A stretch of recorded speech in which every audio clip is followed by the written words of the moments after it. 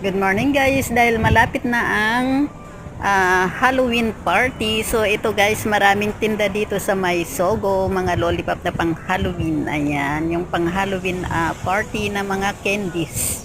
So ayan guys, dito lang yan sa May Sogo, Taipei. Ayan, no, ayan, napakadami guys.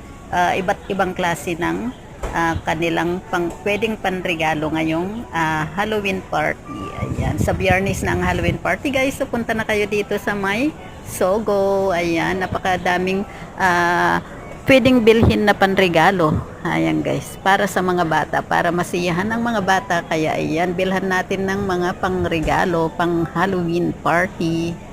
Ayan, so marami na tayong nabili na panregalo para masiyahan naman ang mga bata. So ayan lang guys, thank you for watching. Bye, God bless.